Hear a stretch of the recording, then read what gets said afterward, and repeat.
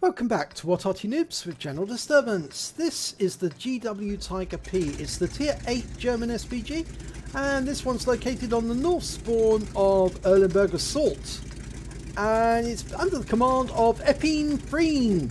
Now, not sure what that means, but anyway, we'll soon find out. He's using the stock gun on the GW Tiger P, which of course is the Geschützwagen Tiger Porsche. Okay, battle has started, and that aircraft is flying overhead. Can't see him, but there he is, up there somewhere. And he's about to be shot down for the umpteenth time. Poor guy, keeps getting shot down. Never see a parachute from him. Oh, he's around there somewhere. There he is. Going to meet his doom. Okay, we're loaded. One of the things about the GW Tiger P is it's incredibly slow. Incredibly slow. Oh, he's been shot down again. There it goes. Whee! Okay, now he's looking for the enemy and he's aiming at the castle. Fires around at an LTTB, which is hiding behind that that tower. And he's found a progetto to the south. And it's just up on one of the hills. No, he's decided to go across again to the castle. Now he's using the 17cm howitzer, and you can see that's got a penetration rate of 44mm. It can do 850 damage if it does penetrate. On lightly skinned vehicles it can be dangerous. And there's the Scorpion, which is a lightly skinned vehicle. Well, lightly of sorts. The Panther did actually have sloped armour. But of course the shell's coming in right on top of him, and of course the top armour of any tank is actually quite weak. Okay, switched and looking around at various targets to see which one to go for next. And it's a T-32, it's an American Tier 8 heavy tank, one of the ones that was used in Frontline. And he gets a lovely hit right on the front for 262.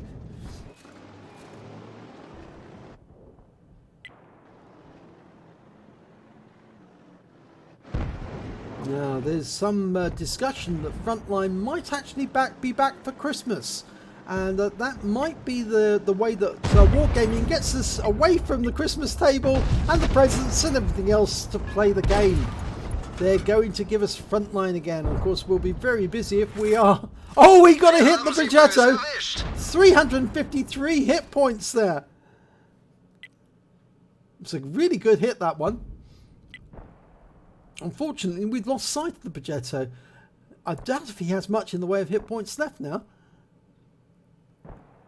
Now, as I said, this is an assault battle. So the enemy's only got 10 minutes to complete it. We've got a Striv S1, Swedish flat pack, Tier 8 premium tank destroyer. Rounds out. And it's a near miss for 330 hit points. It's only got very light armour, the Striv, so obviously an HE round is going to do a lot of damage to him. And there's another Striv there over by the castle. And he's a splash kill. Can we get the kill? We're still 10 seconds away from firing, 29 seconds on the reload. That Striv is stationary. It doesn't appear to be in siege mode to shoot. Rounds out. Oh, and he got the kill! He got him! Okay, there's a Scorpion behind the building, but we've got a red line, so we can't shoot there. We can't hit the Centurion either, for the same reason, unless we aim further back. We can hit the M44 just with splash, I think, more than anything. We're waiting for the reload to complete. It hasn't completed yet. I know it says OK on the mods, but in actual fact, it's now loaded. Rounds out. And that's a kill. 191 hit points is his first kill. Oh, second kill, sorry. I forgot the Striv. There's another Striv. And that one's got considerably more health. And that Centurion's trying to go in for the kill. Unfortunately, the LTTB's going behind him. And we're not loaded yet, but we are almost about to be. And the Centurion's got close and he's been wiped out, but we're going to go for the LTTB and get a hit. 281 hit points. The LTTB seeks cover behind the building. Unfortunately, it's still going to be a long time before we're ready to shoot again. There's only one tank in it on the scores. Now, a lot of our tanks have actually headed south, and that's a bit of a mistake because you really need to deal with the enemy who are making the assault. I suspect that the Pantera and the T-92 came in from a different direction. But they made it into the enemy rear, and we're now aiming at the tanks that are further ahead of them. Oh, he got the kill! He killed the enemy Arty, the M40, M43. There was only one enemy Arty. Scorpion G just got, oh, just fired around him. We've got T44 on the enemy team, just killed RT44. I'm trying to get a shot on that Scorpion G, but we're not loaded yet, and somebody is now capping. We fired around into the castle. Oh, we killed the Scorpion! That's his 4th kill. He's having a good battle so far. Now somebody is capping. But we're looking to try and put a round into that Striv S1. At this moment we can, but we're still waiting for the reload to complete. He's adjusted his aim slightly, assuming that the Striv was going to move. And there's a UDES coming towards us. Lining up a shot, and he gets a kill shot. 290 hit points, that was a useful one. And he's moving further closer to the cap. We've got a projector in the cap. Oh, we just took a round from that Striv that we were aiming at earlier. He knows we're in reload and he can see us. So we're backing away, and unfortunately the GW Tiger P is not the fastest of Arties. In fact, it's very, very slow. We've got a Tiger 2. And he's down in the south, in the southwest corner of the map, rather. We're firing at the Tiger 2 and rounds out and kill shot. 139, that brings up the top gun. And that means the Pantera and the T-92 can now come north. We've got a T-44-100 near the castle. Lining up a shot on him. He's a splash kill, actually, if we can get a round in there. But we're still a few seconds from shooting. Looks like he's going after the T-92. The T-44 stopped at that gate. Round out. Oh, it was just too far away. He backed up too much. And now we're going to have to wait the full 29 seconds for the reload to complete. But the T-44 seems to be backing away all the way round. Now, that seems to me that he knows that there's 2 enemies are facing him, not 1. And he doesn't want to rush in there and try and kill one and get killed by the other. So they're going around the corner to try and look for him. Will they proximity spot him? Well, they might just come around the corner and find him sitting there waiting.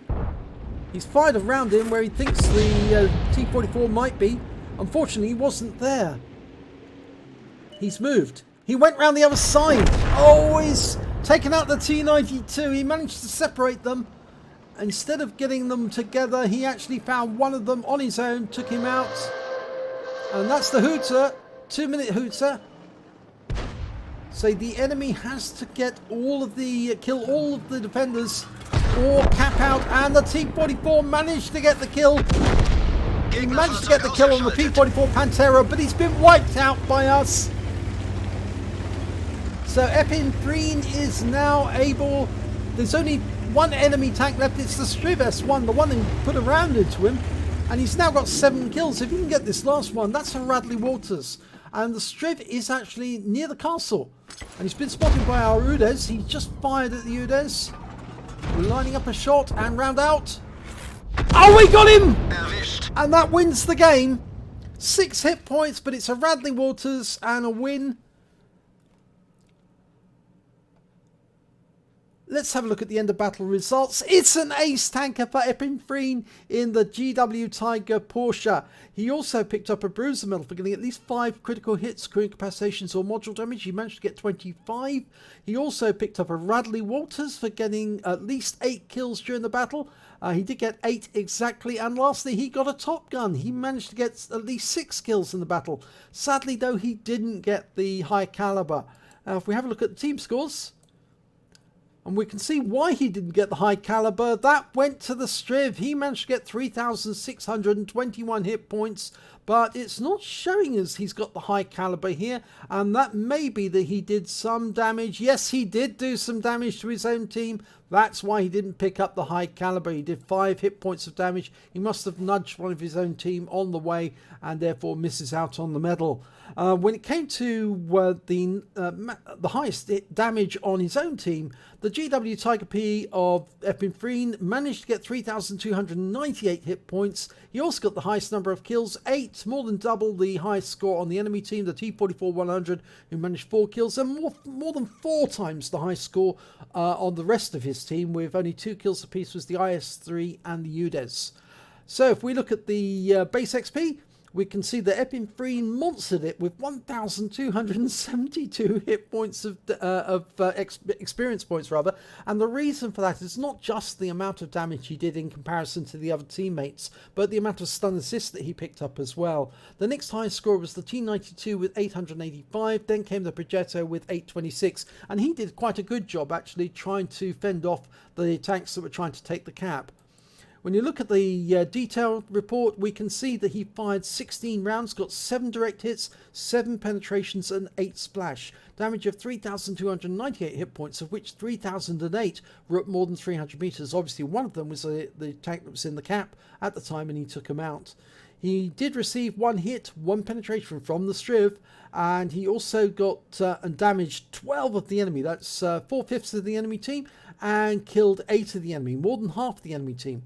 He did stun assistance damage of 237 hit points off 7 stuns, but that 237 combined with the 3,298 is why he got the highest amount of XP.